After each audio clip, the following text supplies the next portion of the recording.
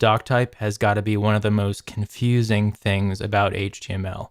The story behind it needs to be told in order to understand why we have to use it today. So let's go back to the birth of the internet, when HTML was first being created. For every version of HTML, from the first version of HTML 2.0 to HTML 4.01, each version of HTML leading up to that point had a new doctype for each version. The doctype back then did associate itself with the document type, hence the name and the syntax. They both match. However, that has shifted, and that's why this is so confusing. Modern browsers with HTML5, doctype no longer means or is associated with document type in any way. Instead, it's a rendering mode, but we're going to get into that. Okay, let's talk about the original use case and function of doctype before it turned into a rendering mode switch. HTML is a language created by a parent language called SGML.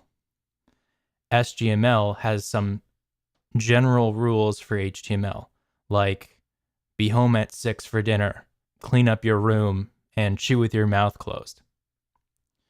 But it gave HTML some freedom, like it let HTML decide which characters it can use for its opening and closing elements of its tags.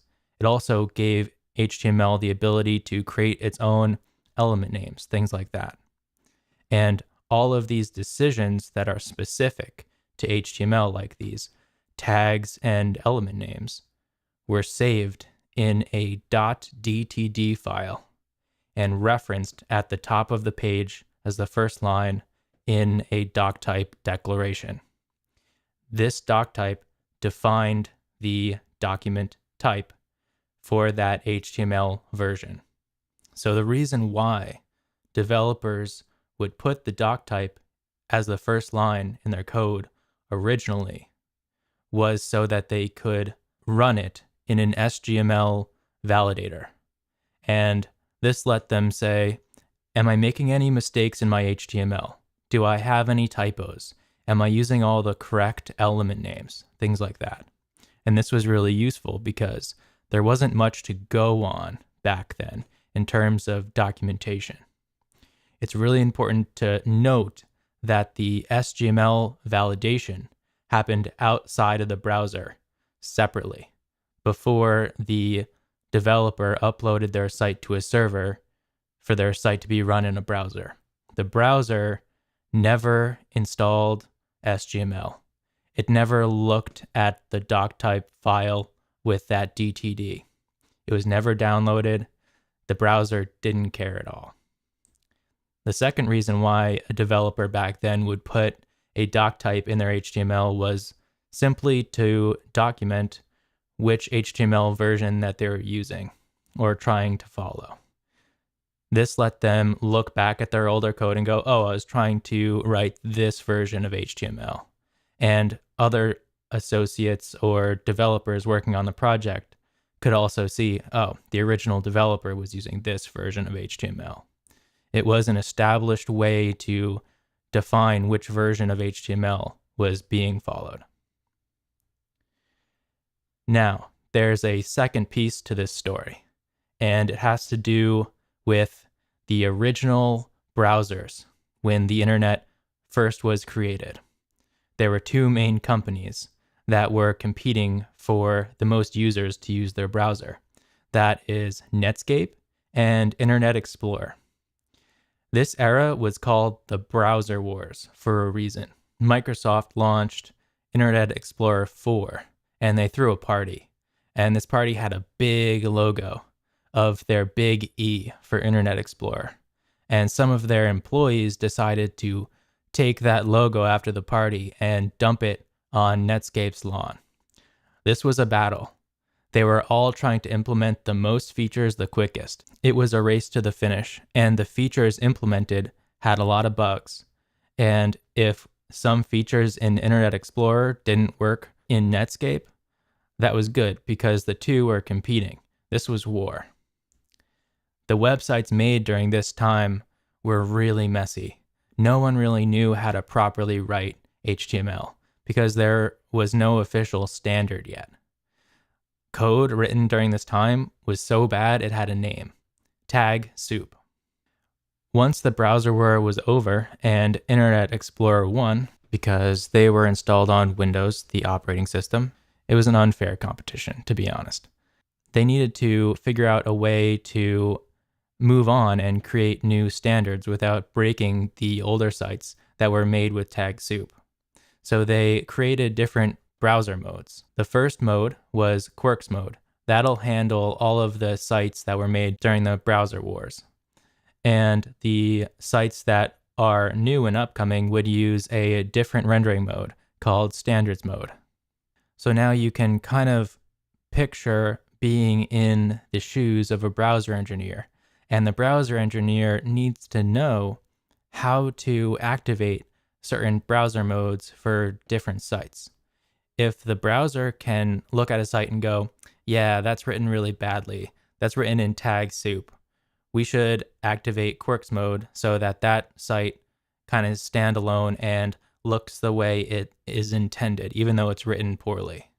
And the new sites that are trying to follow standards, we're going to implement a new rendering mode and activate standards mode for this site. So what the browser engineers did was say, oh yeah, so we have these doc types that are essentially useless as the first line of our HTML. Because remember, the browser didn't implement SGML whatsoever. The validation was happening elsewhere. So that first line of HTML was essentially just a regular dumb string to the browser. And the browser engineers looked at this and said, if someone is putting a doc type at the top of their page, they're either validating their code or trying to document which version of HTML they're running.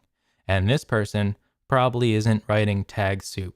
And we're going to implement a standards mode for that site. Any site that doesn't have a doc type is probably written really bad, and we're going to implement Quirks mode for this site. It's important to remember that the way DOCTYPE is implemented, if we forget to write a DOCTYPE at the top of our page, our browser will automatically go into Quirks mode. And Quirks mode handles the browser as if it were the mid-90s, and certain elements and widths and height percentages and many other small little details that are actually undocumented will shift and slightly change the way our site looks. And that's something we really want to avoid when we're writing new websites.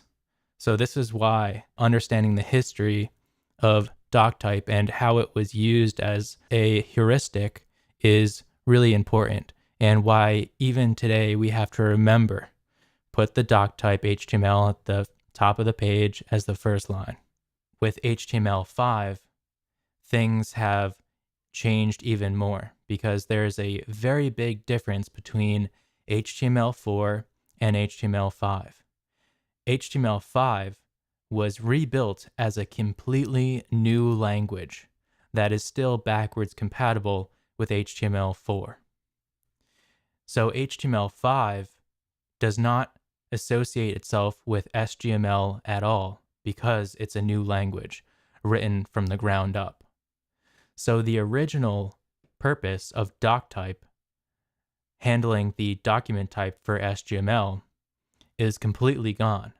However, the ability for the browser to read that first line in your HTML, which would be the DOCTYPE, to activate the render mode is still functional, which is why even in HTML5, we have to write DOCTYPE at the top of our page to activate standards mode. This is also why in HTML5, the doc type doesn't have a .dtd file, because there is no DTD file to define, since the DTD file was simply there to talk to SGML about the version of HTML schema. However, because HTML5 is a new language, that is also not necessary. The transition from DOCTYPE as a document type to render mode is 100% complete. Thanks for watching this video. Give me a like, that really helps me out, and I'll see you in the next one.